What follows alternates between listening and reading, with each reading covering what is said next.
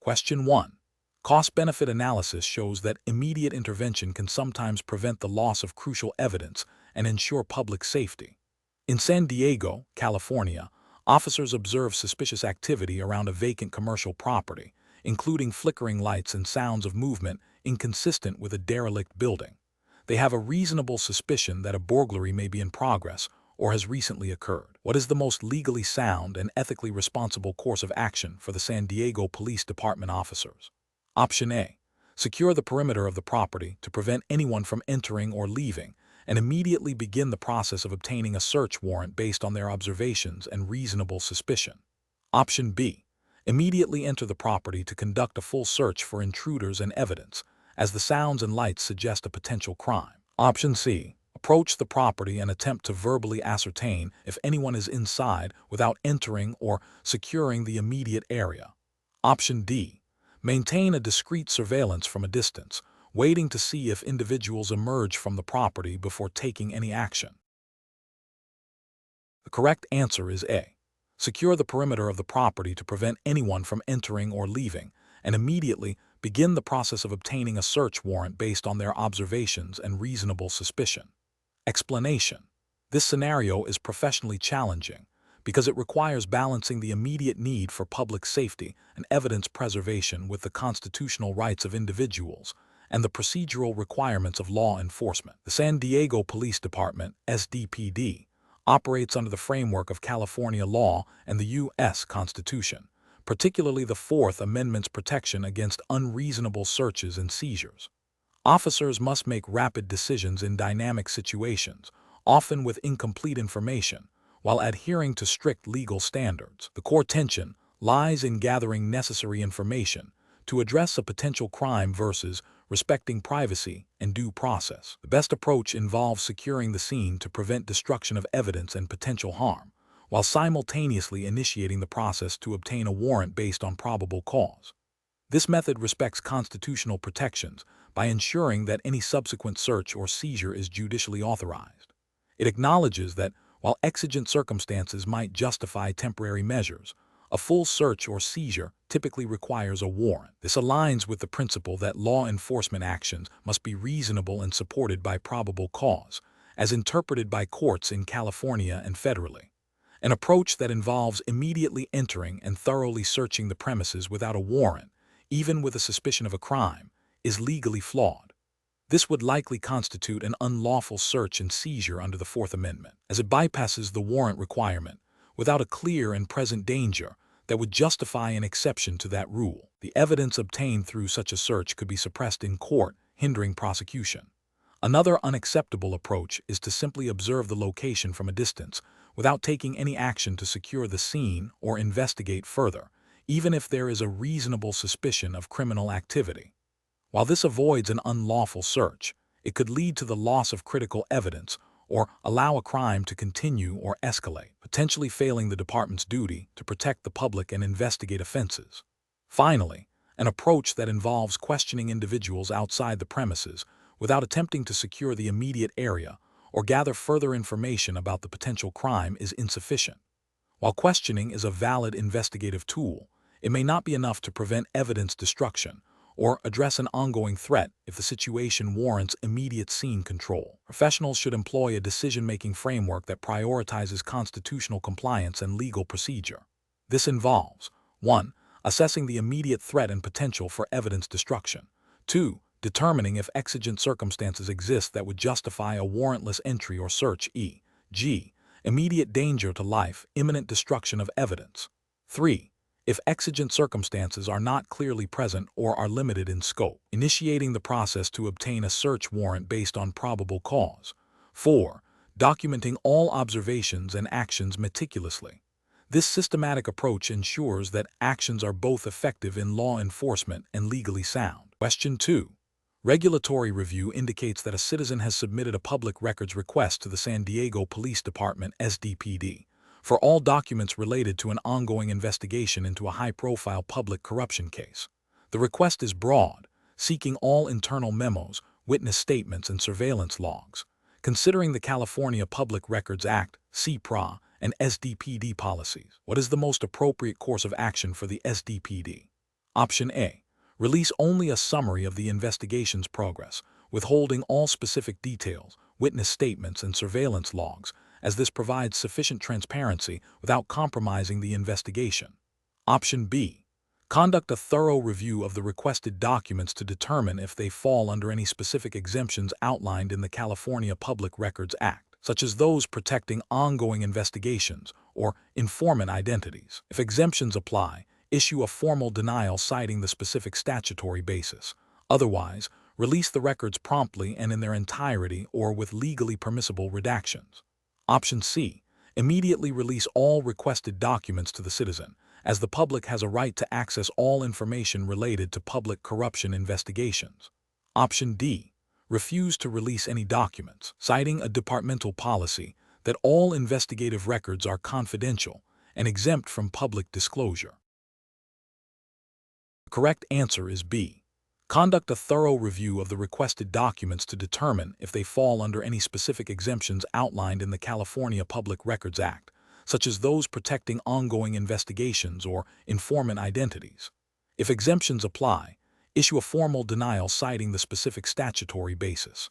Otherwise, release the records promptly and in their entirety or with legally permissible redactions. Explanation. This scenario presents a professional challenge due to the inherent tension between the public's right to information and the need to protect sensitive investigative details that could compromise ongoing investigations or the safety of individuals involved.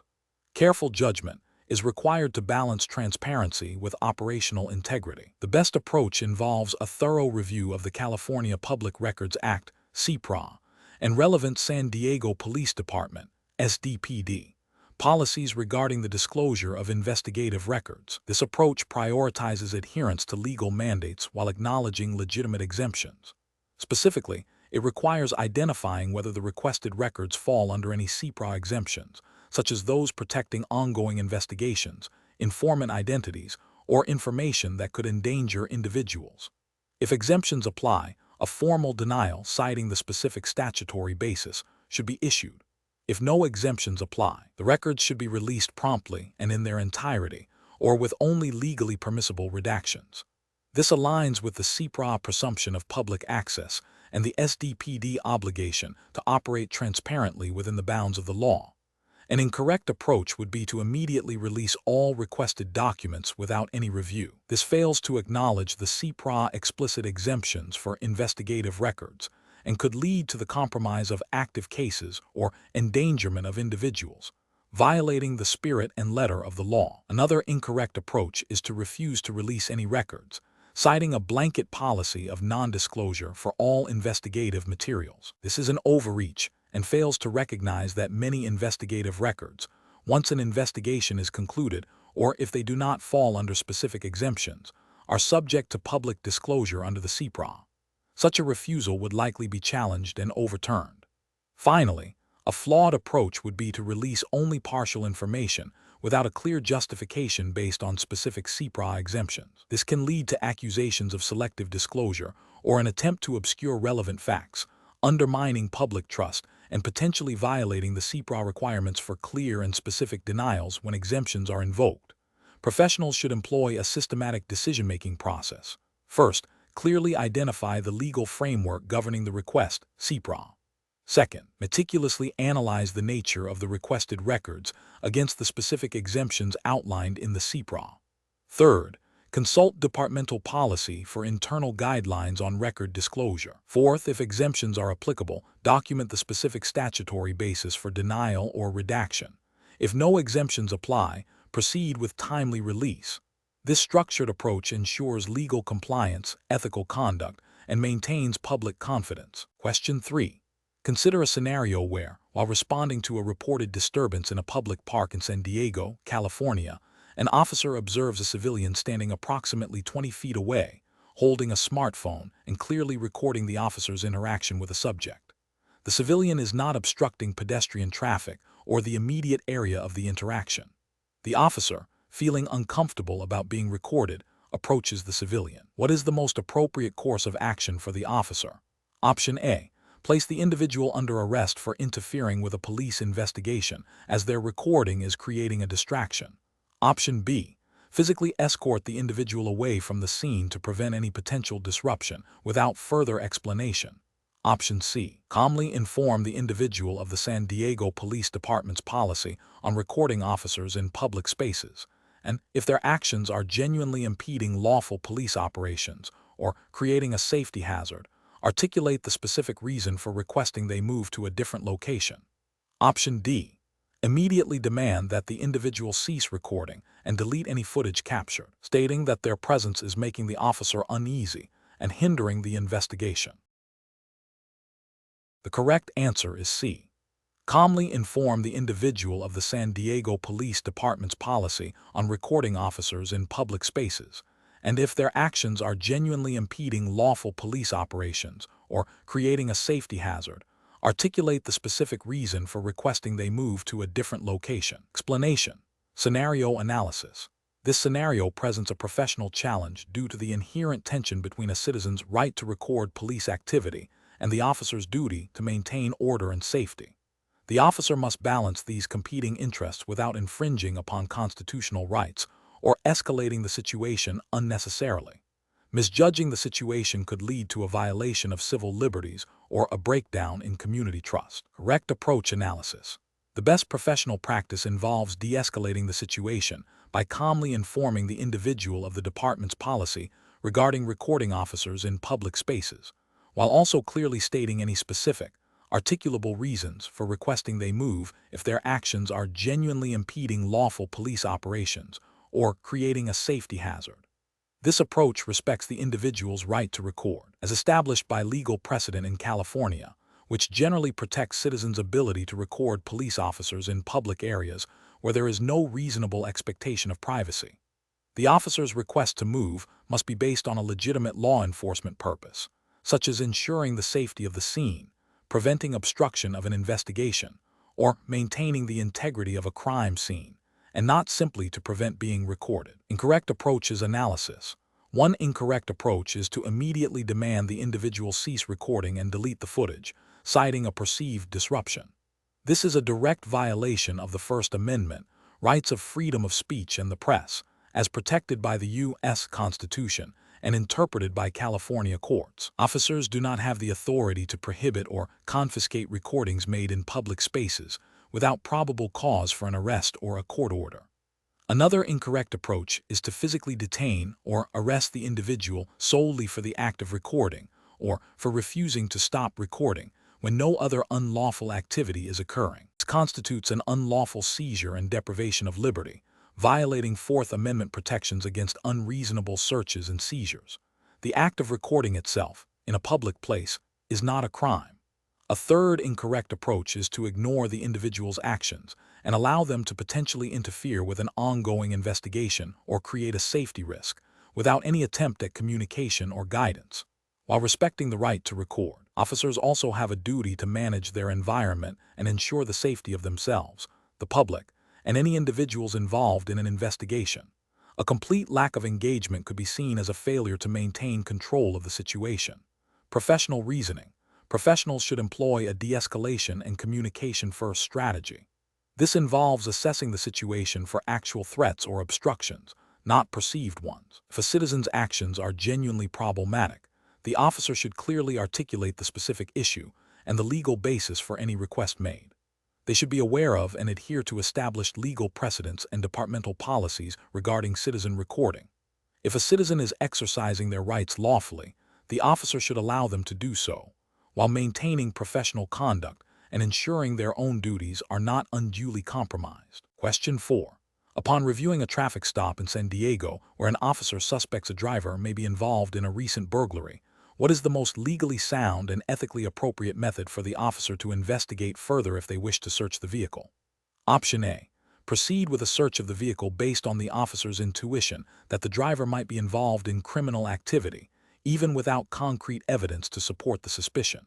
Option B. Inform the driver that a search is necessary due to the ongoing investigation and that refusal to consent will be noted and may lead to further scrutiny or a warrant application.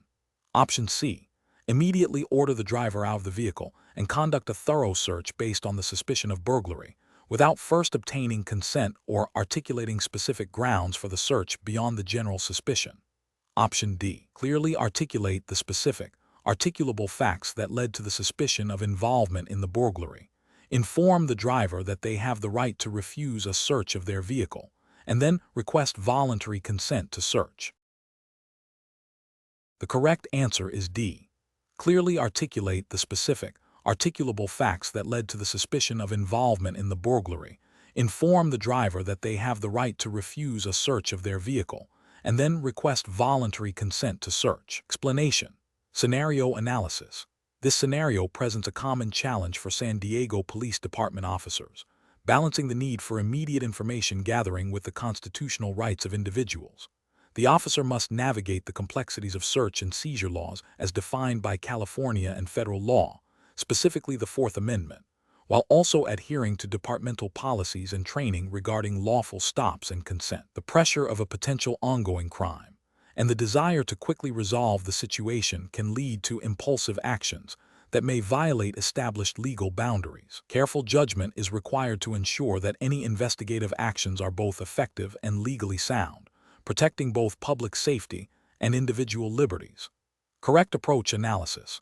The best professional practice involves clearly articulating the reason for the stop, informing the individual of their right to refuse consent to a search, and then seeking voluntary consent. This approach respects the individual's Fourth Amendment rights against unreasonable searches and seizures.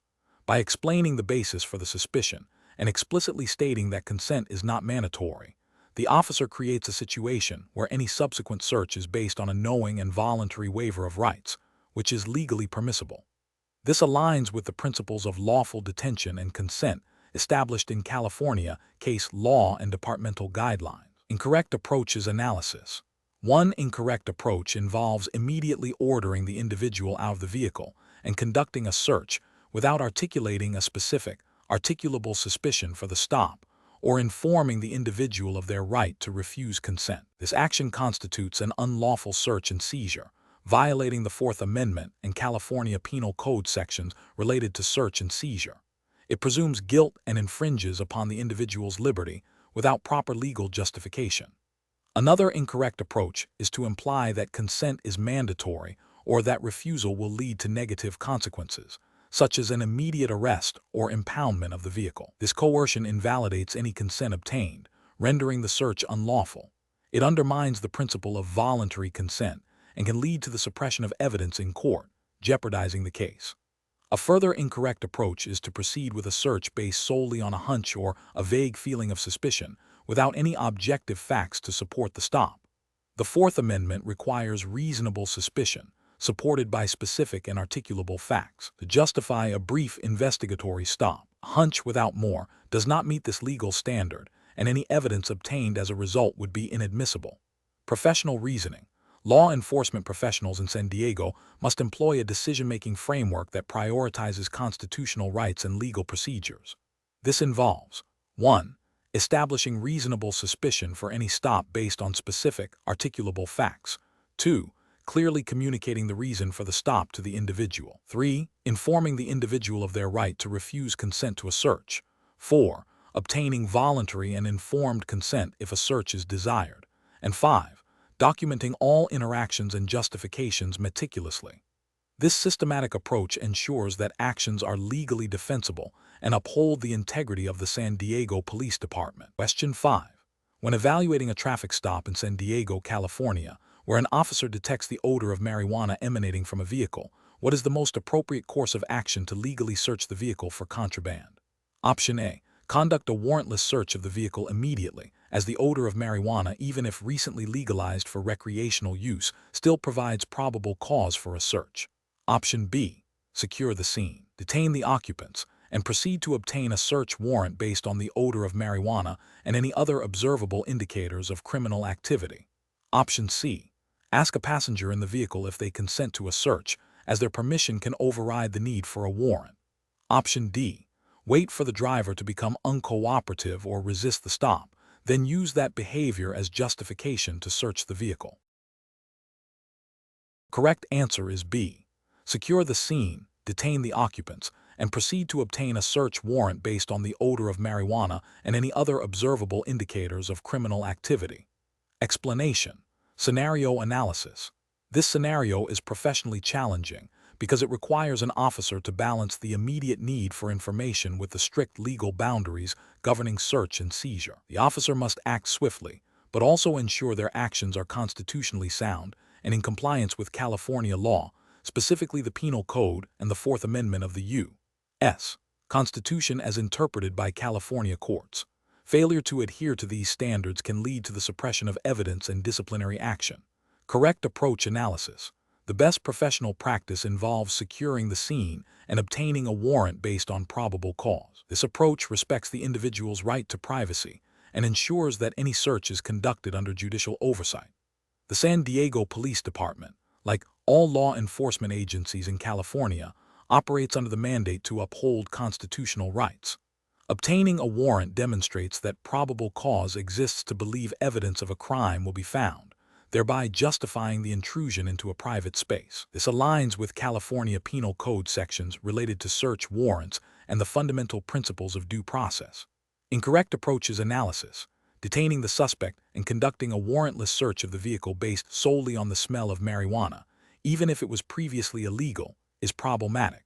While the smell of marijuana was once considered probable cause for a search in California, subsequent legal changes have altered this. Under current California law, the odor of marijuana alone, without other indicators of criminal activity, like impairment or illegal cultivation, may not be sufficient to establish probable cause for a search of a vehicle. This approach risks violating the Fourth Amendment and California's evolving marijuana laws, potentially leading to the exclusion of any evidence found. Allowing the passenger to consent to a search of the vehicle is also legally insufficient. While consent can waive Fourth Amendment protections, the consent must be voluntary and given by someone with actual or apparent authority over the area to be searched. A passenger typically does not have the authority to consent to a search of the driver's vehicle. This approach fails to recognize the legal limitations of consent and could be deemed an unlawful search. Waiting for the suspect to become uncooperative and then using that as justification for a search is an improper tactic. While a suspect's uncooperative behavior can be a factor in assessing reasonable suspicion or probable cause, it cannot be manufactured or used as a pretext to bypass legal requirements for a search. This approach could be seen as an attempt to circumvent the warrant requirement and is ethically questionable. Professional reasoning. Law enforcement professionals in San Diego must employ a decision-making framework that prioritizes constitutional rights and statutory compliance. This involves 1. Assessing the totality of circumstances to determine if probable cause exists for a warrant. 2. Understanding current California law regarding the specific offense, e.g., marijuana laws.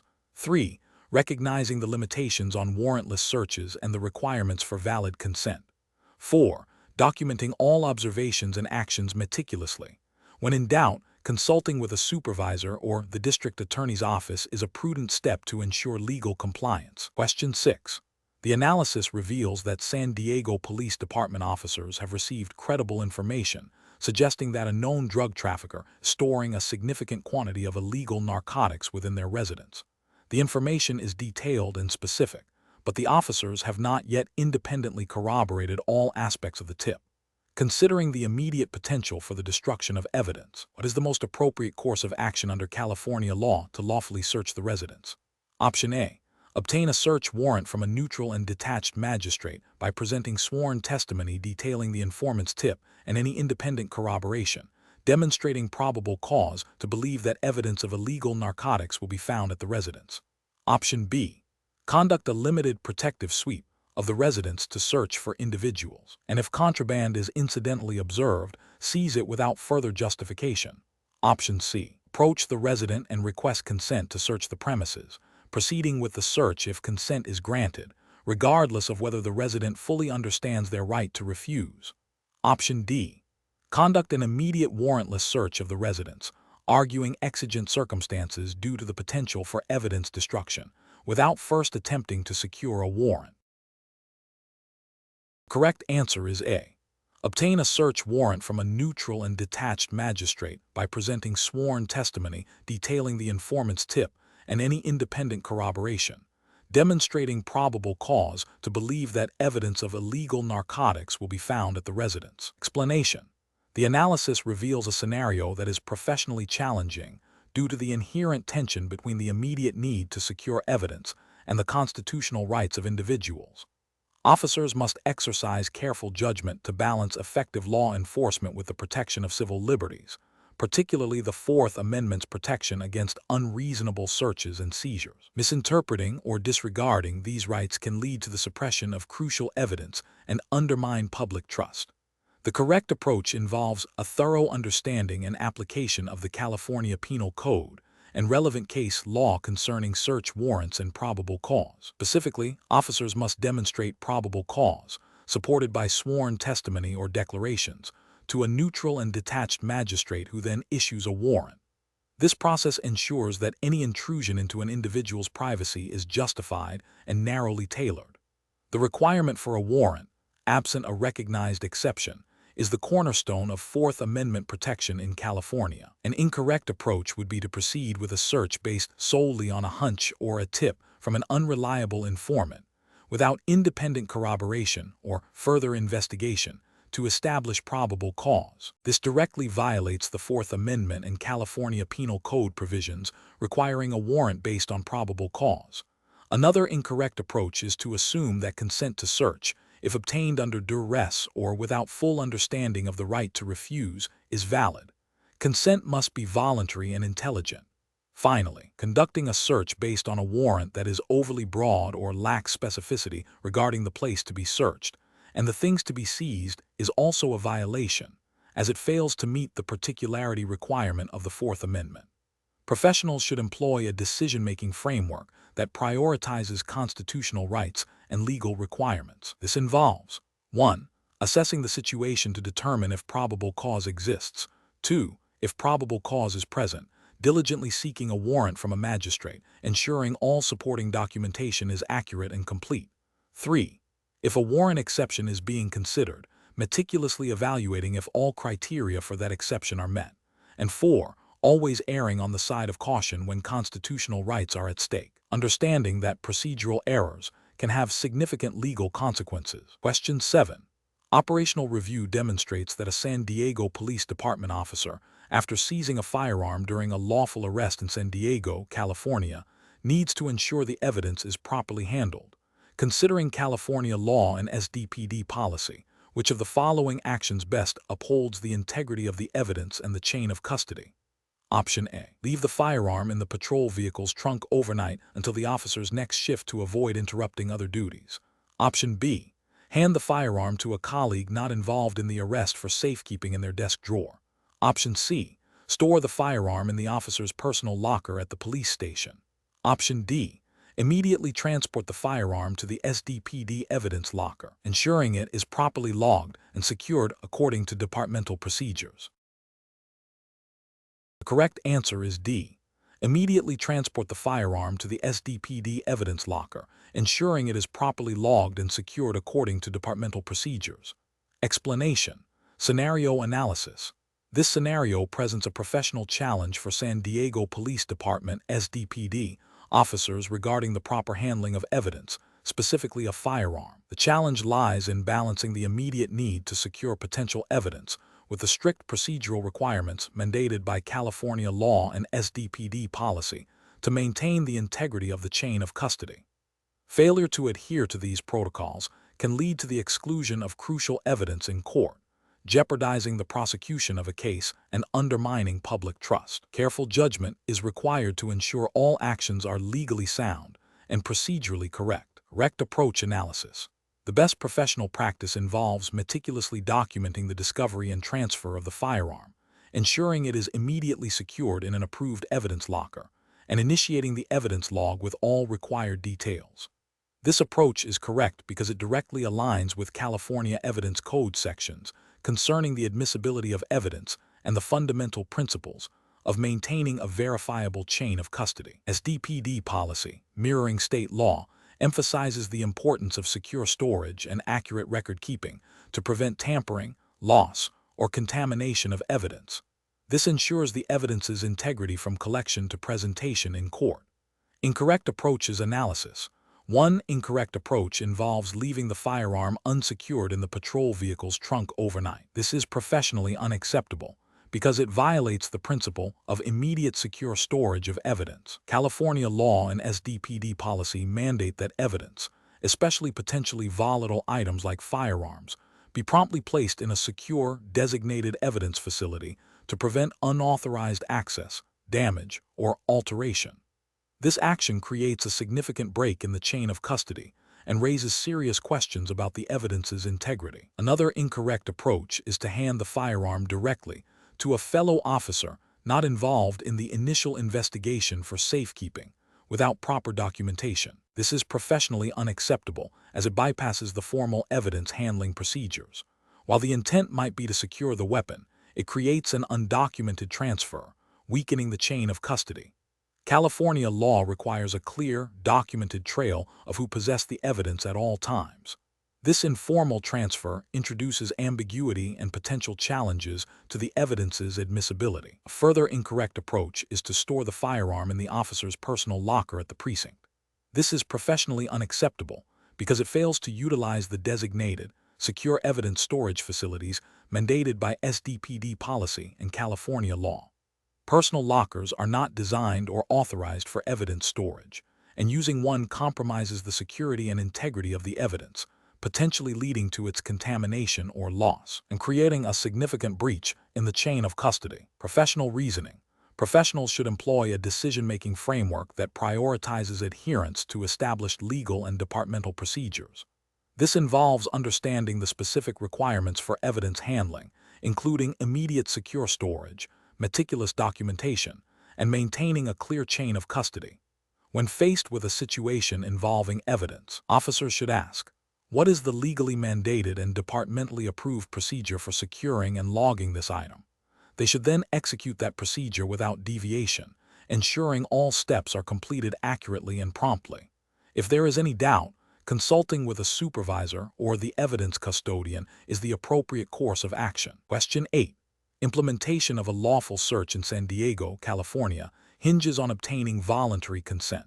If an officer approaches an individual on the street and without informing them of their right to refuse, asks if they can search their belongings, and the individual does not object, what is the most appropriate course of action for the officer to ensure compliance with California law regarding consent to search? Option A. Explicitly inform the individual that they have the right to refuse the search and are free to leave, and await their clear affirmative consent before proceeding. Option B. Ask a follow-up question such as, do you have anything to hide, to gauge their willingness to be searched. Option C. Conclude the encounter and disengage, as the situation does not provide sufficient grounds for a search without explicit consent. Option D. Proceed with the search, as the individual's lack of objection implies consent under the circumstances. Correct answer is A. Explicitly inform the individual that they have the right to refuse the search and are free to leave, and await their clear, affirmative consent before proceeding. Explanation. The scenario presents a common challenge in law enforcement, balancing the need for information with the constitutional rights of individuals. Specifically, it tests an officer's understanding of when consent to search is considered voluntary and valid under California law, particularly when dealing with individuals who may feel coerced due to the officer's presence and authority. The professional challenge lies in ensuring that any search conducted is based on truly voluntary consent, not implied compliance born from a perceived lack of choice. This requires officers to be acutely aware of their demeanor, the environment, and the individual's state of mind. The correct approach involves obtaining consent in a manner that clearly communicates the individual's right to refuse the search. This means explicitly informing the person that they have the right to say no and that they are free to leave or end the encounter. This aligns with the principles established in California v. Greenwood and subsequent case law, which emphasize that consent must be freely and voluntarily given, not the result of duress or coercion, whether actual or perceived. Informing the individual of their right to refuse is a critical safeguard against implied consent arising solely from the authority of the police. An incorrect approach would be to assume consent based on the individual's lack of explicit refusal or their passive compliance. This fails to recognize that a person might feel intimidated by the presence of law enforcement and therefore not feel genuinely free to refuse. This approach risks violating Fourth Amendment protection against unreasonable searches and seizures, as the consent obtained would not be considered voluntary under California law. Another incorrect approach involves proceeding with a search based on a vague or ambiguous statement from the individual that could be interpreted as consent, but which does not clearly indicate a willingness to waive their rights. For example, if an individual says, "I guess you can look," or "I don't have anything to hide," these statements, without further clarification and explicit confirmation of understanding their right to refuse, can be problematic. This approach fails to secure unambiguous consent and could lead to a finding that the search was conducted without valid permission.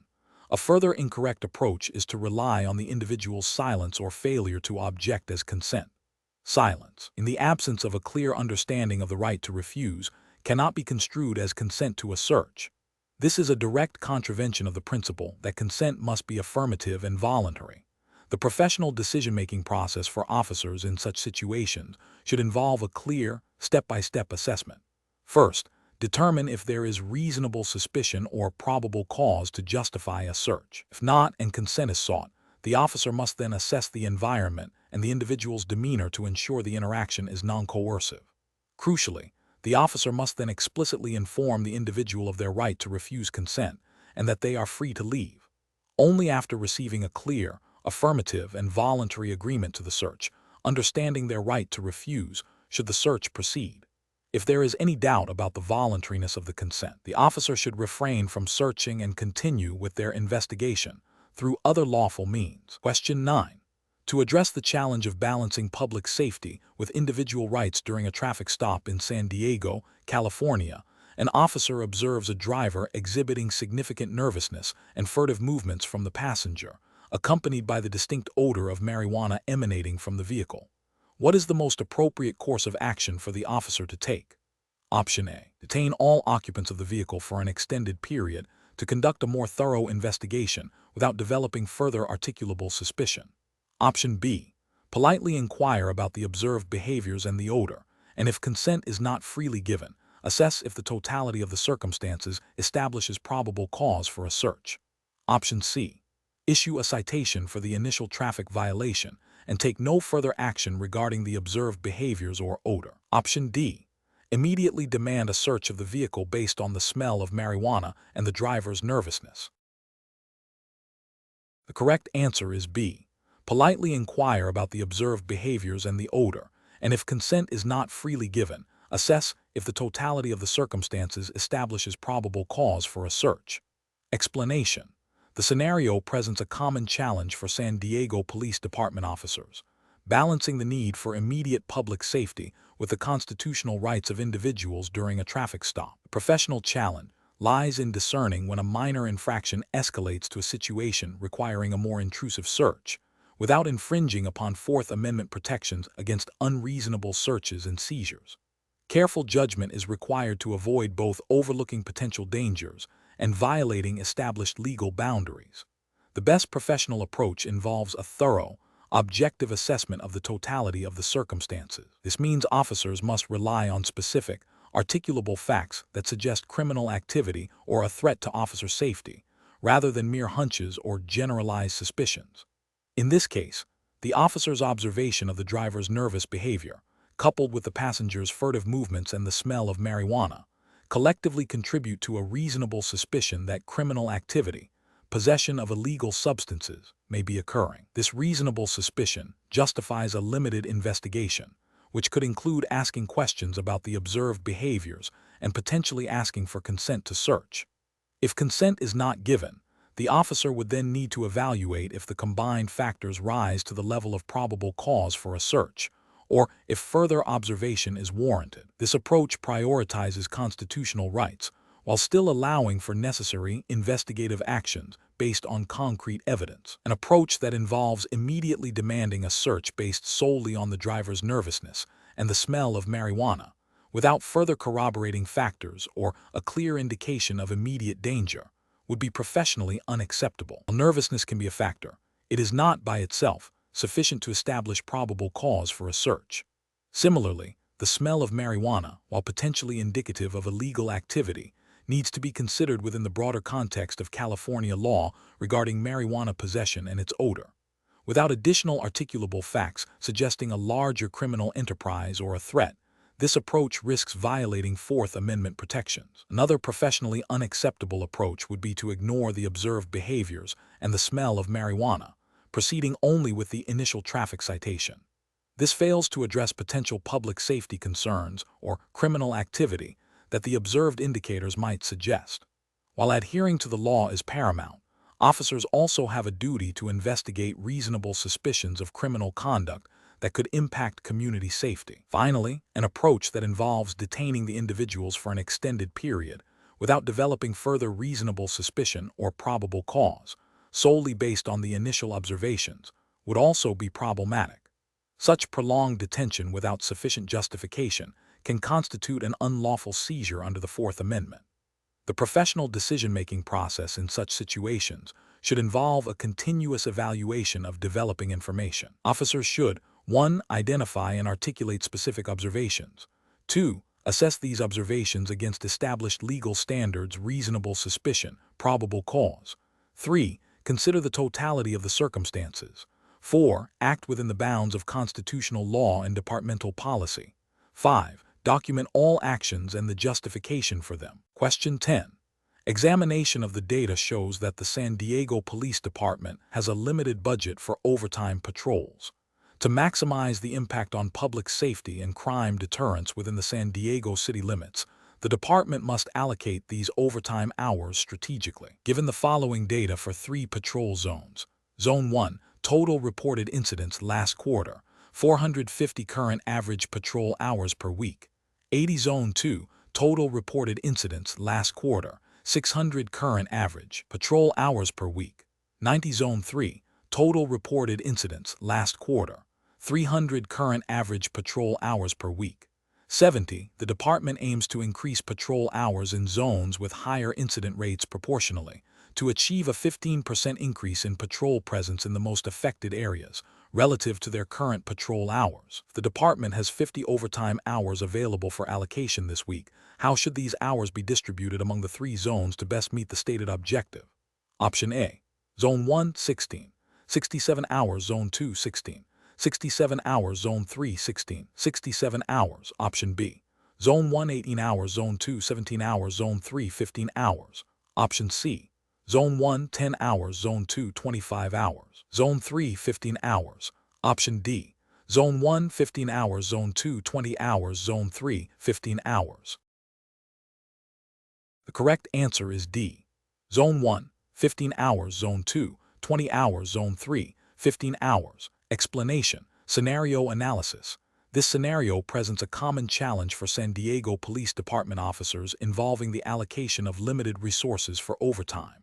The core difficulty lies in balancing the need for increased patrol presence in high-crime areas with the fiscal constraints of the department budget. Officers must make a judgment call that impacts both public safety and departmental finances, requiring a data-driven and ethically sound decision.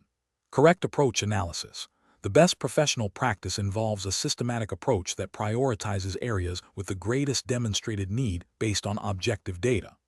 This approach involves calculating the overtime hours needed to achieve a specific patrol coverage target in each zone, considering the current staffing levels and the historical crime data for each zone. For example, if Zone A has experienced a 20% increase in reported burglaries over the last quarter, and Zone B has seen a 5% increase, and the department has a target of increasing patrol presence by 15% in high-crime areas, the calculation would determine the proportional overtime allocation. The formula for calculating the required overtime hours per zone to achieve a target increase in patrol presence could be represented as \text overtime hours \text zone equals \text target patrol increase \percent \times \text base patrol hours \text zone \times \frac \text crime rate \text zone \text average crime rate \text all zones This method ensures that overtime is deployed where it is most likely to deter crime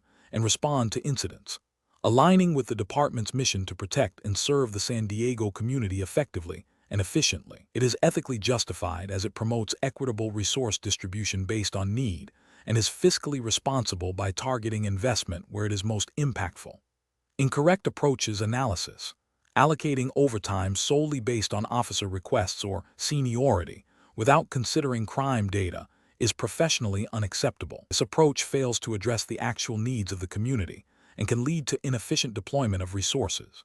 It is ethically problematic as it may result in under-resourced areas experiencing higher crime rates, while overtime is spent in areas with lower needs.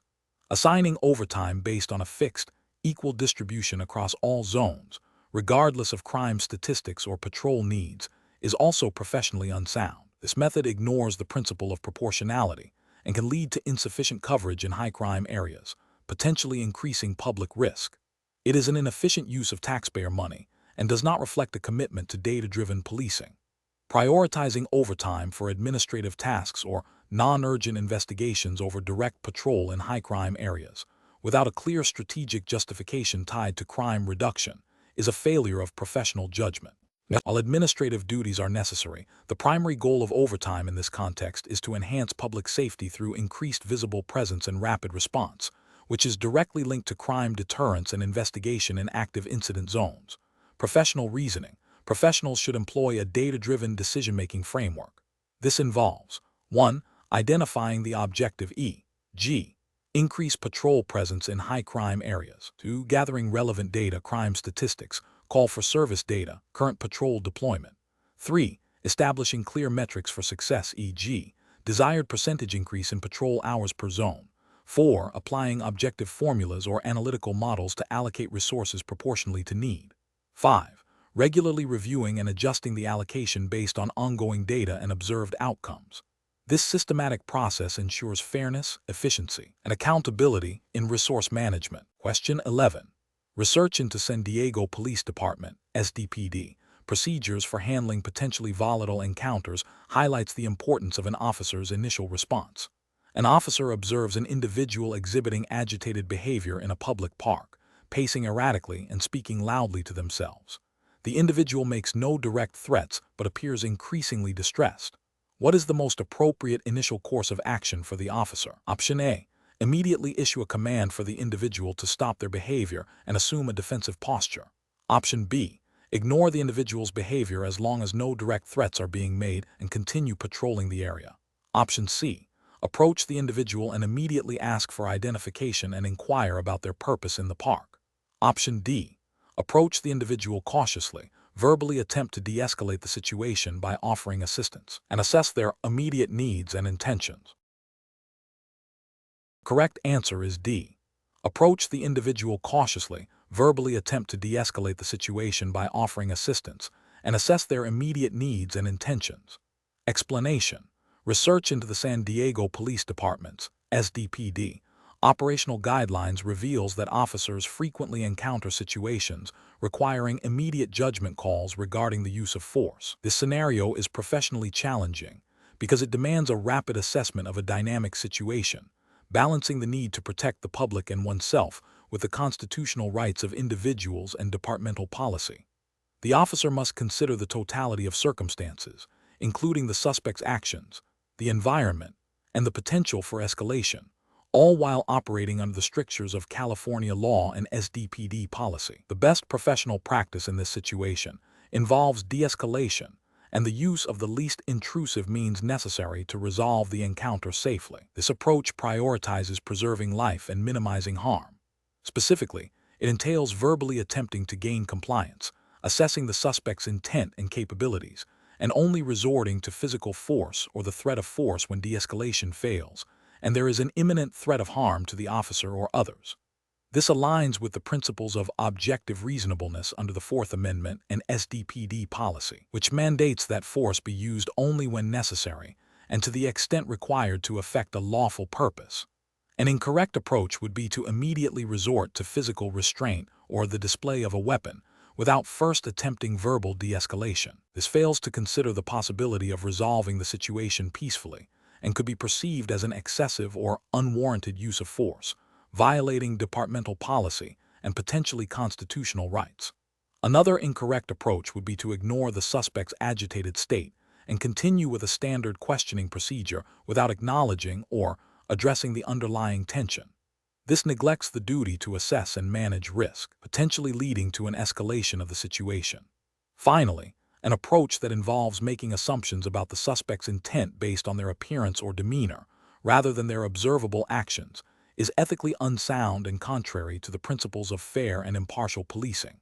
Professionals should employ a decision-making framework that begins with a thorough assessment of the situation, prioritizing communication and de-escalation. If these efforts are unsuccessful and a threat emerges, officers must then evaluate the level of force required based on the immediate danger, always striving to use the minimum force necessary to achieve a lawful objective.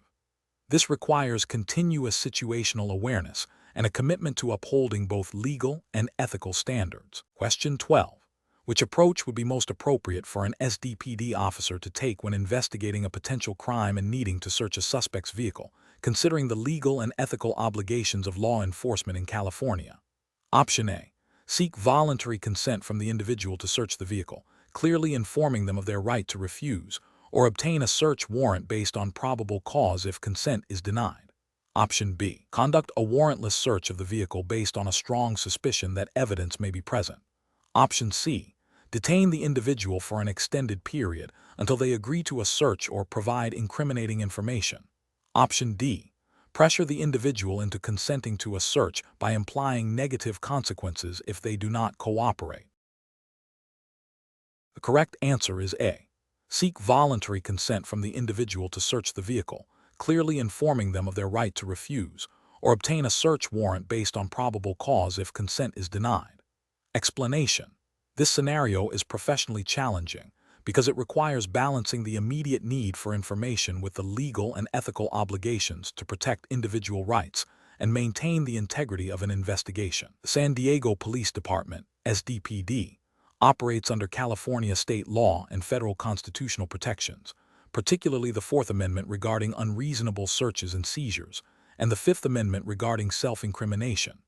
Officers must act swiftly, but also deliberately, ensuring their actions are lawful and ethically sound to avoid jeopardizing evidence or facing legal repercussions. The best approach involves obtaining consent or a warrant before conducting a search. This aligns with the fundamental principles of due process and the protection against unwarranted government intrusion. Specifically, seeking voluntary consent from the individual after clearly informing them of their right to refuse is a lawful and ethically sound method to gain access to private property or information. If consent is not freely given or is refused, the department must then pursue a judicial warrant based on probable cause. This process ensures that any search is judicially authorized, minimizing the risk of legal challenges and upholding constitutional rights. This approach respects individual autonomy and adheres strictly to established legal procedures designed to prevent abuse of power.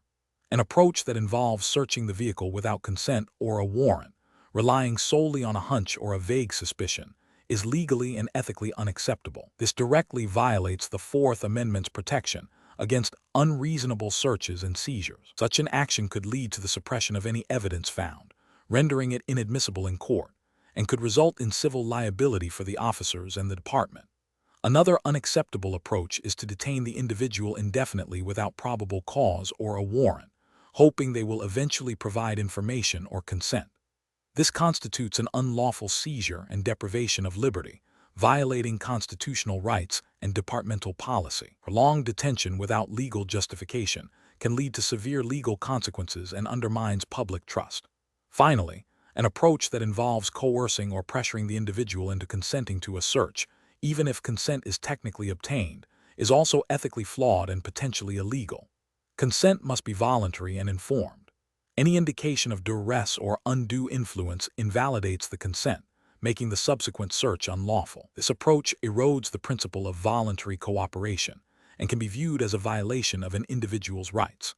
Professionals should employ a decision-making framework that prioritizes legal compliance and ethical conduct. This involves understanding the specific legal parameters governing searches and seizures in California, recognizing the nuances of probable cause versus reasonable suspicion, and always seeking voluntary consent or a warrant when required. When faced with uncertainty, consulting with supervisors or legal counsel is a critical step to ensure lawful and ethical actions are taken. Question 13. Quality control measures reveal that a San Diego Police Department officer encountered an individual exhibiting erratic behavior in a public park. The individual was pacing, speaking loudly to themselves, and occasionally gesturing wildly, but not directly interacting with or threatening anyone present. The officer is considering their next steps. Which of the following represents the most appropriate and professional course of action for the officer to take in this situation, adhering to San Diego Police Department policies and California law? Option A. Approach the individual cautiously. Attempt verbal engagement to understand their situation. Observe their behavior for any immediate threats, and consider contacting mental health services if the behavior appears to stem from distress or a mental health crisis. Option B. Engage the individual in a prolonged, casual conversation about their day and interests, without any specific objective or assessment of potential risks, to build rapport. Option C. Immediately issue loud verbal commands for the individual to stop their behavior and inform them they are under observation for potential public disturbance, preparing to detain them if they do not comply. Option D. Continue patrolling the area and ignore the individual's behavior, assuming it does not constitute a direct threat or violation of any San Diego City ordinances or California state laws. The correct answer is A. Approach the individual cautiously. Attempt verbal engagement to understand their situation. Observe their behavior for any immediate threats, and consider contacting mental health services if the behavior appears to stem from distress or a mental health crisis. Explanation. Scenario analysis. This scenario presents a professional challenge rooted in the inherent tension between the San Diego Police Department's SDPD duty to uphold the law and the ethical imperative to treat all individuals with respect and fairness, even when dealing with potentially disruptive behavior. The officer must exercise sound judgment to de-escalate the situation, ensure public safety, and avoid actions that could be perceived as discriminatory or overly aggressive, all while adhering to SDPD policies and California state law. The officer's decision-making process is critical to maintaining public trust and ensuring that departmental actions are legally defensible and ethically sound. Correct approach analysis. The best professional practice involves a measured and de-escalatory approach that prioritizes communication and observation before resorting to physical intervention. This approach begins with the officer attempting to verbally engage with the individual, assess their immediate needs or distress, and understand the context of their behavior. If the individual is not posing an immediate threat to themselves or others, the officer should maintain a safe distance, observe their actions, and consider whether their behavior constitutes a violation of any San Diego City ordinances or California state laws. If no violation is evident, or if the behavior is indicative of a mental health crisis, the officer should explore options such as contacting mental health services or a crisis intervention team, in line with SDPD protocols for handling individuals in distress. This approach is correct because it aligns with the principles of community policing, emphasizes the preservation of individual rights, and seeks to resolve situations with the least amount of force necessary, thereby minimizing the risk of escalation and potential legal or ethical repercussions. It also reflects a commitment to understanding the root causes of behavior, which may not always be criminal. Incorrect approaches analysis. One incorrect approach involves immediately issuing commands and threatening arrest without attempting to communicate or assess the situation. This fails to acknowledge the possibility that the individual's behavior may stem from a non-criminal issue, such as a mental health episode or a misunderstanding. Such an immediate escalation can provoke fear and defensiveness, making de-escalation impossible and potentially leading to an unnecessary use of force, which would violate SDPD policy on de-escalation and the ethical duty to act with proportionality. Another incorrect approach is to ignore the individual's presence and behavior, assuming it is not a police matter, without any attempt at observation or assessment. This abdication of duty could be problematic if the individual's behavior, though seemingly benign, is a precursor to a more serious incident, or if they are in need of assistance that the police are uniquely positioned to provide. It also fails to uphold the SDPD responsibility to maintain public order and safety within San Diego. A third incorrect approach is to engage in a lengthy, non-confrontational conversation without any clear objective or assessment of potential risks, even if the individual's behavior begins to escalate or become disruptive. While communication is key, it must be balanced with an awareness of the evolving situation and the need to ensure safety. Prolonged, unfocused interaction without a plan for intervention, if necessary, could inadvertently create a more dangerous situation or allow a violation to occur unchecked. Professional reasoning. Professionals should employ a decision-making framework that begins with situational awareness and assessment. This involves observing the individual's behavior, the environment, and any potential threats. Following assessment, the framework dictates attempting de-escalation through communication, seeking to understand the individual's needs or motivations. If de-escalation is unsuccessful or if a clear violation of law is occurring, the officer must then consider the least intrusive lawful intervention necessary to resolve the situation, always prioritizing safety and adherence to departmental policy and legal statutes. This systematic approach ensures that actions are justified, proportionate, and ethically sound. Question 14. Benchmark analysis indicates that a San Diego Police Department officer arrives at a scene where a suspected burglary has occurred, with signs of forced entry and potential evidence of the suspect's presence. The officer observes what appears to be a footprint in a muddy area just inside the point of entry and a dropped tool near the footprint. What is the most appropriate immediate course of action for the officer to ensure the integrity of potential evidence while adhering to San Diego Police Department protocols? Option A. Carefully collect the footprint impression and the tool themselves, documenting their location and condition before bagging them for submission. Option B. Cordon off the entire property and wait for a supervisor to arrive before taking any action regarding the evidence. Option C. Briefly photograph the footprint and tool from a distance, and then allow the scene to remain unsecured until a full investigative team arrives. Option D. Secure the immediate area to prevent contamination, and request a crime scene investigator to process the scene for evidence. The correct answer is D. Secure the immediate area to prevent contamination and request a crime scene investigator to process the scene for evidence. Explanation. The scenario presents a common challenge for San Diego Police Department officers, balancing the need for immediate public safety with the meticulous adherence to legal procedures, specifically concerning the handling of evidence in a potential felony investigation. The professional challenge lies in the officer's discretion to act swiftly while ensuring that any evidence collected is admissible in court, thereby upholding the integrity of the justice system.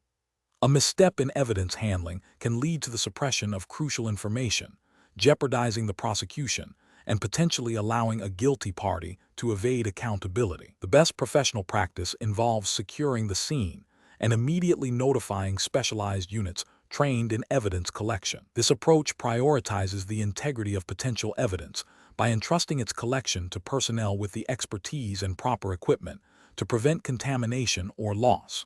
This aligns with the San Diego Police Department's Standard Operating Procedures, SOP, regarding felony investigations and evidence preservation, which emphasize the importance of maintaining an unbroken chain of custody and ensuring that evidence is collected in a manner that meets legal standards for admissibility. By calling for a crime scene investigator, the officer ensures that the evidence is handled by those with the specific training and knowledge to do so without compromising its evidentiary value. An approach that involves the responding officer collecting the evidence themselves, even with good intentions to expedite the process, presents significant regulatory and ethical failures. This bypasses the established protocols for specialized evidence collection, increasing the risk of contamination, improper documentation, or a compromised chain of custody.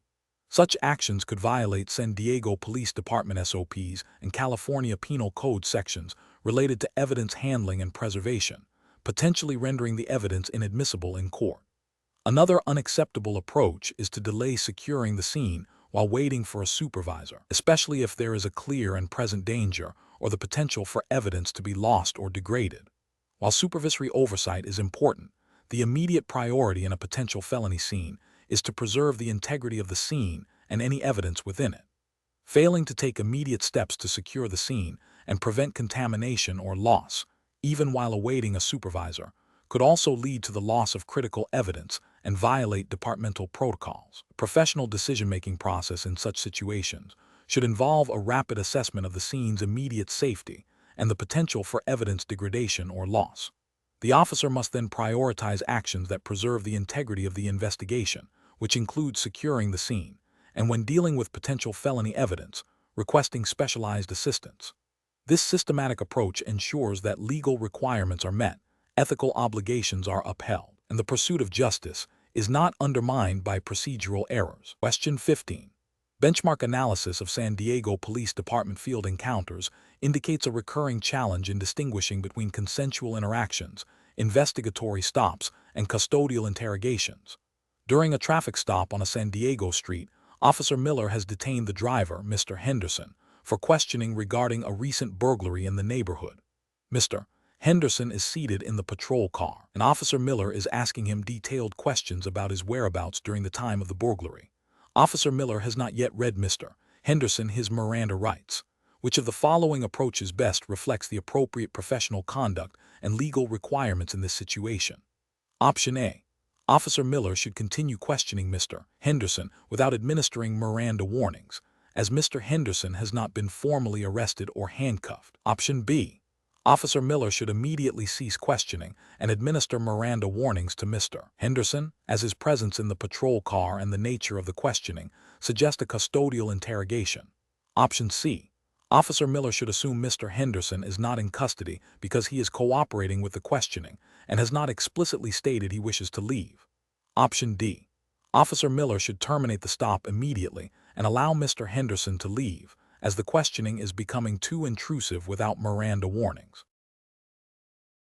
Correct answer is B. Officer Miller should immediately cease questioning and administer Miranda warnings to Mr. Henderson, as his presence in the patrol car and the nature of the questioning suggest a custodial interrogation. Explanation. The scenario presents a common challenge for San Diego Police Department officers, balancing the need for immediate information gathering with the constitutional rights of individuals encountered during an investigation. The core of the challenge lies in determining when an individual is in custody and therefore entitled to Miranda warnings versus a consensual encounter or a brief investigatory stop, Terry stop, where such warnings are not yet required. Misinterpreting the nature of the encounter can lead to the suppression of crucial evidence, undermining the investigation, and potentially allowing a perpetrator to evade justice. The best professional practice involves a meticulous assessment of the totality of the circumstances to determine if a reasonable person in the suspect's position would feel free to leave. This approach prioritizes adherence to constitutional protections while still allowing for effective law enforcement. Specifically, officers must consider factors such as the duration of the stop, the nature of the questioning, the presence of physical restraints, the number of officers involved, and any show of authority that would indicate the person is not free to terminate the encounter. When these factors collectively suggest a restraint on freedom of movement equivalent to a formal arrest, Miranda warnings are constitutionally mandated before any further custodial interrogation can occur. This aligns with the Fourth and Fifth Amendment protections guaranteed under the U.S. Constitution, as interpreted by the Supreme Court in Miranda v. Arizona and subsequent case law. An approach that proceeds with interrogation without administering Miranda warnings when the circumstances clearly indicate a custodial setting is a significant regulatory and ethical failure. This directly violates the Fifth Amendment right against self-incrimination and the procedural safeguards established by Miranda. Such an action risks rendering any obtained statements inadmissible in court, thereby jeopardizing the prosecution's case. Another professionally unacceptable approach is to prematurely terminate an otherwise lawful investigatory stop solely because the individual appears nervous or uncooperative, without any objective basis for reasonable suspicion of criminal activity. While officers must respect individual rights, they also have a duty to investigate potential crimes. Aborting a stop without sufficient justification can hinder investigations and fail to address potential public safety concerns. Finally, assuming an individual is not in custody simply because they have not been physically handcuffed or formally arrested is a flawed reasoning. Custody is determined by the objective circumstances and the individual's subjective perception of their freedom to leave, not solely by the absence of formal arrest procedures. This can lead to an underestimation of the custodial nature of an encounter and a failure to provide necessary constitutional warnings. Professionals should employ a decision-making framework that begins with an objective assessment of the encounter's nature. They must continuously evaluate the evolving circumstances, considering whether the interaction has transitioned from a consensual encounter to an investigatory stop, and further, to a custodial interrogation. When in doubt, erring on the side of caution and providing Miranda warnings before engaging in potentially incriminating questioning is the most prudent course of action to uphold constitutional standards and ensure the integrity of investigations. Question 16. Risk assessment procedures indicate that a neighbor has reported seeing an individual matching a description of a suspect wanted for a recent burglary in the San Diego area, entering a nearby residence. The neighbor states the individual appeared to be carrying a large, suspicious package. What is the most appropriate immediate course of action for the San Diego Police Department officers responding to this report? Option A. Detain the individual outside the residence for an extended period to question them about their activities, based on the neighbor's suspicion. Option B. Immediately enter the residence without a warrant to search for the individual and the suspicious package, based on the neighbor's report. Option C. Secure the perimeter of the residence and immediately request a supervisor and detectives to respond to the scene to assess the situation and determine the next steps. Option D. Disregard the report as unsubstantiated and leave the scene without further investigation. Correct answer is C. Secure the perimeter of the residence and immediately request a supervisor and detectives to respond to the scene to assess the situation and determine the next steps. Explanation. Scenario analysis.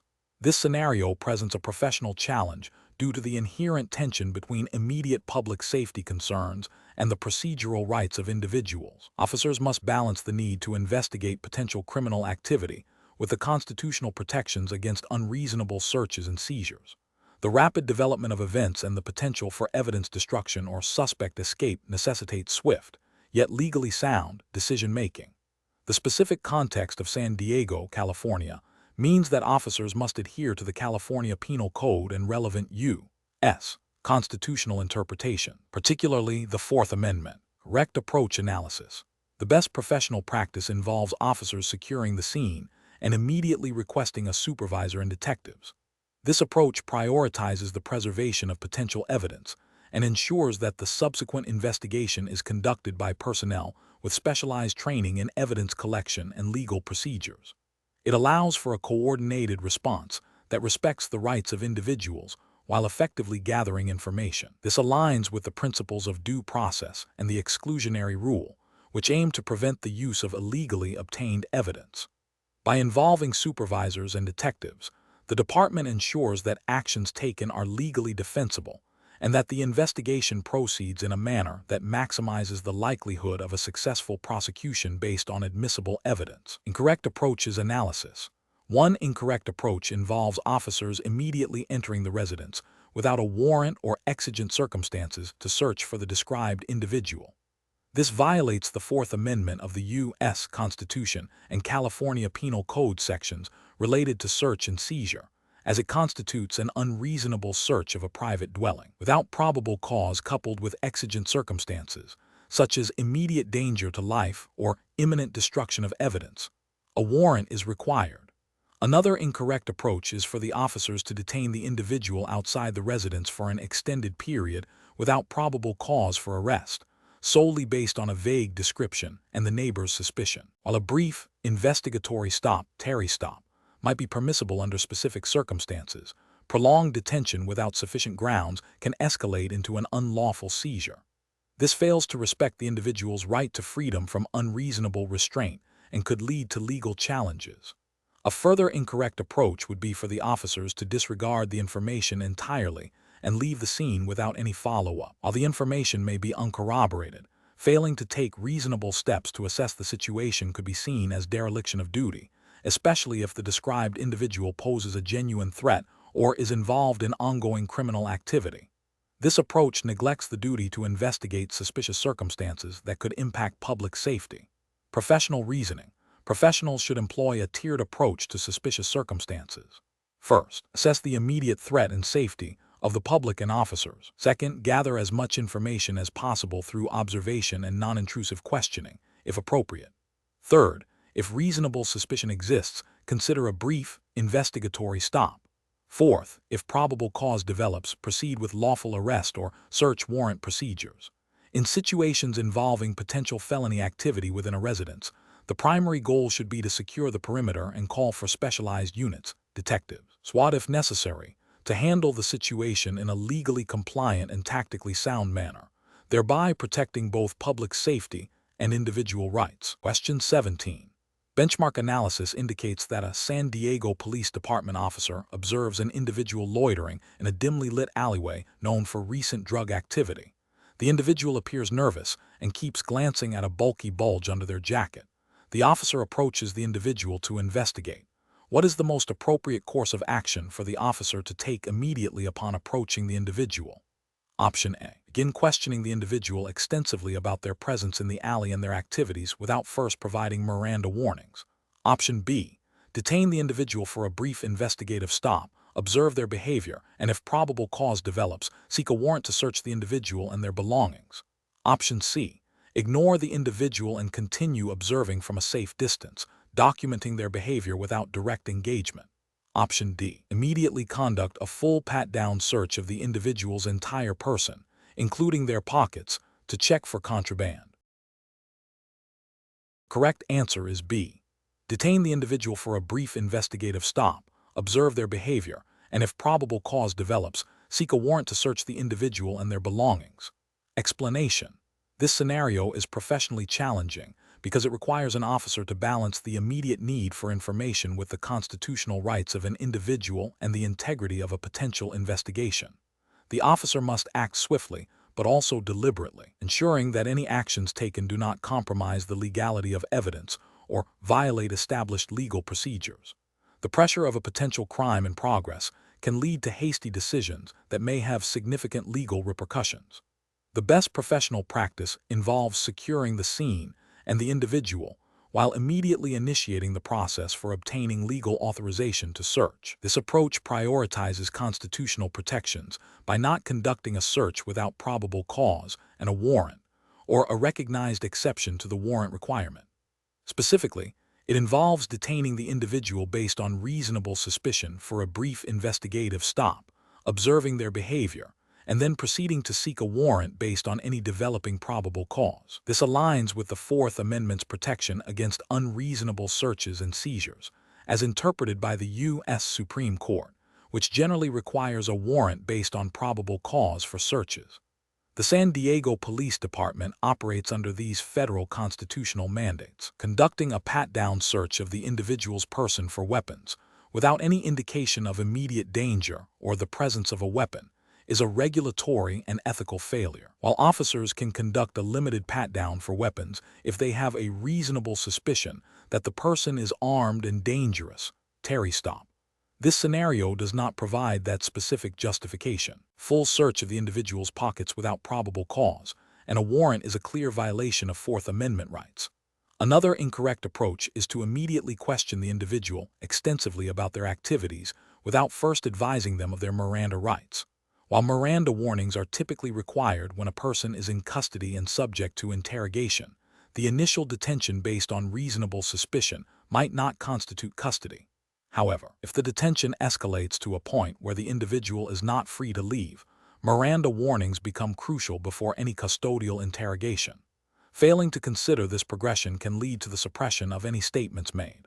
Finally, ignoring the individual and continuing to observe from a distance without taking any action to investigate the suspicious behavior is also professionally deficient. While caution is necessary, a complete lack of engagement when suspicious activity is observed can be seen as a failure to uphold the duty to investigate potential criminal activity.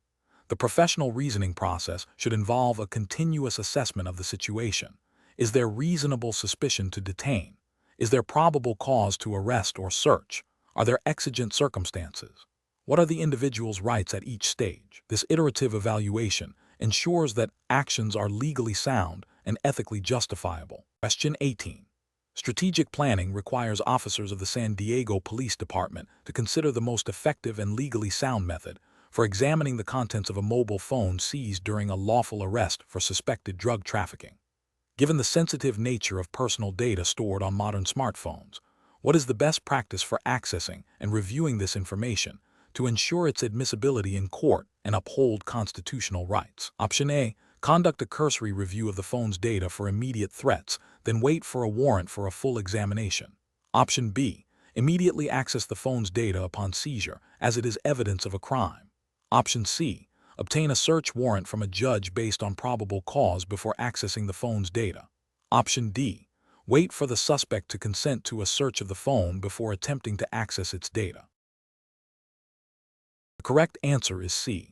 Obtain a search warrant from a judge based on probable cause before accessing the phone's data. Explanation. Scenario analysis. This scenario is professionally challenging because it requires balancing the immediate need for information with the strict legal and ethical obligations regarding the handling of sensitive personal data. The officer must act decisively to investigate a potential crime while simultaneously upholding the privacy rights of individuals, even those suspected of wrongdoing. Missteps can lead to the suppression of crucial evidence, disciplinary action, and erosion of public trust. Correct approach analysis. The best professional practice involves obtaining a warrant based on probable cause before accessing the contents of the seized electronic device. This approach is correct because it directly aligns with the Fourth Amendment of the United States Constitution, which protects against unreasonable searches and seizures. California law, as interpreted by the courts, generally requires a warrant to search the digital contents of a seized phone, recognizing the vast amount of personal information stored on such devices. This process ensures that law enforcement actions are judicially authorized and based on a neutral magistrate's determination of probable cause, thereby safeguarding individual privacy rights while allowing for legitimate investigative needs. Incorrect approach is analysis. Accessing the device without a warrant and reviewing its contents immediately, even with the belief that it contains evidence of a crime, violates the Fourth Amendment and California's search and seizure laws. This constitutes an unlawful search and seizure, rendering any evidence obtained inadmissible in court. Delaying the investigation significantly by waiting for a warrant, without any attempt to secure the device or initiate the warrant process, is also professionally problematic. While a warrant is necessary for a full search, failing to take reasonable steps to preserve the integrity of potential evidence or to begin the legal process promptly can hinder the investigation and potentially allow for the destruction of evidence. Seeking a warrant based on mere suspicion or a hunch, rather than articulable probable cause, is insufficient. Probable cause requires specific and articulable facts that would lead a reasonable person to believe that crime has been committed and that evidence of that crime will be found in the place to be searched. A warrant obtained without this standard would be invalid. Professional reasoning. Professionals should employ a decision-making framework that prioritizes legal compliance and ethical conduct. This involves understanding the constitutional protections afforded to individuals, particularly concerning privacy, in digital devices. When faced with a situation involving potential evidence on a seized electronic device, the process should be: 1. Secure the device to prevent tampering or data loss. 2. Immediately consult with legal counsel or supervisors to understand the specific legal requirements for searching electronic devices in California. 3. Gather all available articulable facts to establish probable cause. 4. Prepare and present a warrant application to a judge or magistrate. 5. Once the warrant is issued, execute the search according to its terms. This systematic approach ensures that investigations are conducted within the bounds of the law and ethical standards. Question 19. Benchmark analysis indicates that San Diego Police Department officers frequently encounter situations where they suspect an individual is involved in a recent burglary. During a traffic stop of a vehicle matching the description of one seen leaving the vicinity of the burglary, the driver appears nervous. What is the most appropriate course of action for the officer to take regarding a search of the vehicle, adhering strictly to California and U.S. constitutional requirements? Option A. Request voluntary consent to search the vehicle and, if not given, articulate specific, objective facts that establish probable cause to believe evidence of the burglary will be found within the vehicle before conducting a search. Option B. Search the vehicle as a precautionary measure to ensure no stolen property or burglary tools are present, given the nature of the crime. Option C. Conduct a search of the vehicle based on the driver's nervousness and the proximity to the reported burglary, as this suggests a potential connection. Option D. Detain the driver and vehicle for an extended period, observing for any further suspicious behavior that might develop into probable cause for a search. The correct answer is A. Request voluntary consent to search the vehicle, and if not given, articulate specific, objective facts that establish probable cause to believe evidence of the burglary will be found within the vehicle before conducting a search. Explanation. Scenario analysis. This scenario presents a common challenge for San Diego Police Department officers, balancing the immediate need for information with the constitutional rights of individuals encountered during an investigation. The officer must navigate the complexities of probable cause, reasonable suspicion, and the exclusionary rule, all while adhering to the specific legal standards governing searches and seizures within California and under the U.S. Constitution. The pressure to solve a crime quickly can tempt officers to cut corners, but doing so can jeopardize the entire case. Correct approach analysis. The best professional practice involves a thorough understanding and application of the Fourth Amendment to the U.S. Constitution and relevant California Penal Code sections. This approach prioritizes obtaining consent or establishing probable cause supported by articulable facts before conducting a search. Specifically, the officer should have first attempted to obtain voluntary consent from the individual to search their vehicle. If consent is not given, the officer must then articulate specific, objective facts that rise to the level of probable cause to believe that evidence of a crime will be found in the vehicle.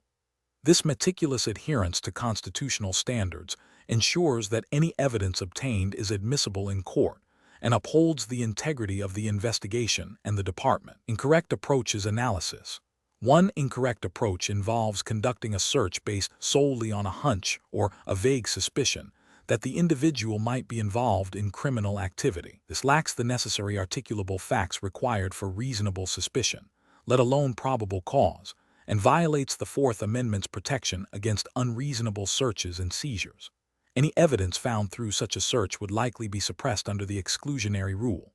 Another incorrect approach is to detain the individual indefinitely without sufficient grounds to do so, hoping that further observation will generate probable cause. While officers can briefly detain individuals based on reasonable suspicion, prolonged detention without developing probable cause or consent transforms the encounter into an unlawful seizure. This infringes upon the individual's liberty and can lead to the suppression of any evidence discovered during the extended detention. A third incorrect approach is to search the vehicle without consent or probable cause, justifying it as a precautionary measure due to the nature of the reported crime. While officer safety is paramount, it does not override constitutional protections. A search for weapons is permissible under specific circumstances, e.g., Terry frisk of the person, but a full vehicle search requires a higher standard of probable cause to believe evidence of the crime will be found within. Professional reasoning. When faced with such a situation, officers should employ a systematic decision-making process. First, assess the initial information and determine the level of suspicion.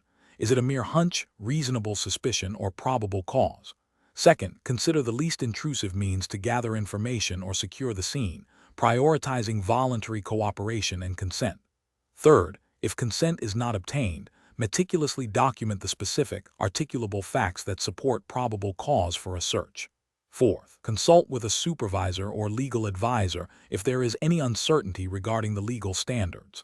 This structured approach ensures that actions are legally sound, ethically defensible, and contribute to successful, admissible evidence. Question 20. Benchmark analysis indicates that the San Diego Police Department, SDPD, has a limited budget for overtime. To maximize public safety impact and ensure efficient use of taxpayer funds, the department must decide how to allocate these overtime hours. If the department has a total of 10,000 overtime hours available for the next quarter, and historical data shows that Area 1 experiences 40% of the city's reported part-I crimes, Area 2 experiences 30%, and Area 3 experiences 20%, with the remaining 10% distributed across other areas. How should the overtime hours be allocated proportionally to address the most significant crime burdens? Option A. Allocate overtime hours proportionally to the percentage of part-I crimes reported in each area. Area 1 receives 4,000 hours, Area 2 receives 3,000 hours, and Area 3 receives 2,000 hours. Option B. Allocate overtime hours equally among the three main areas, giving each 333 hours. Option C. Allocate overtime hours based on officer seniority, ensuring that officers with the most years of service receive the majority of the overtime opportunities. Option D. Allocate overtime hours based on the total number of calls for service, regardless of crime severity, with Area 1 receiving 5,000 hours, Area 2 receiving 3,000 hours, and Area 3 receiving 2,000 hours, assuming Area 1 has the highest call volume. The correct answer is A. Allocate overtime hours proportionally to the percentage of Part I crimes reported in each area. Area 1 receives 4,000 hours, Area 2 receives 3,000 hours, and Area 3 receives 2,000 hours. Explanation. Scenario analysis. This scenario presents a common challenge in law enforcement involving the allocation of limited resources for overtime. The San Diego Police Department, SDPD, must balance operational needs with budgetary constraints, requiring officers to make informed decisions about how to best utilize overtime hours to maximize public safety impact, while adhering to departmental policies and fiscal responsibility. The core challenge lies in quantifying the effectiveness of different overtime deployment strategies. Correct approach analysis. The most effective approach involves a data-driven methodology that prioritizes overtime deployment based on crime statistics and projected needs. This means analyzing historical crime data, identifying high crime areas and times, and forecasting where overtime resources would yield the greatest reduction in crime or improvement in response times.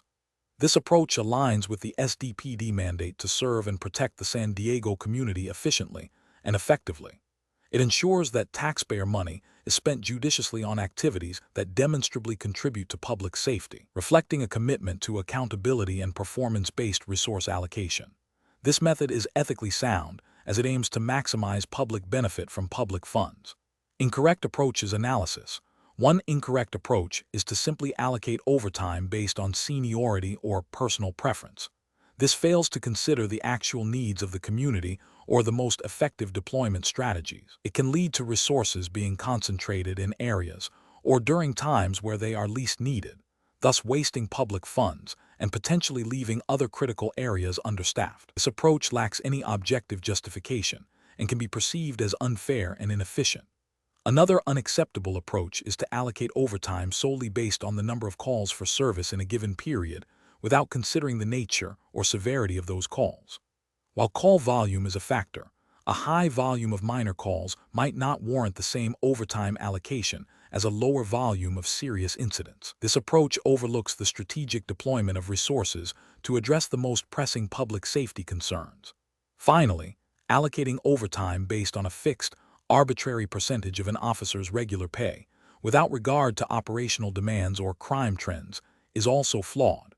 This method ignores the dynamic nature of policing and the need to adapt resource allocation to evolving circumstances. It prioritizes a financial metric over public safety outcomes, which is a misallocation of departmental priorities. Professional reasoning. Law enforcement professionals must adopt a strategic and analytical approach to resource management. This involves 1. Data collection and analysis. Regularly review crime statistics, call for service data, and response time metrics. 2. Needs assessment. Identify areas and times with the highest crime rates and greatest need for police presence. 3. Cost-benefit analysis.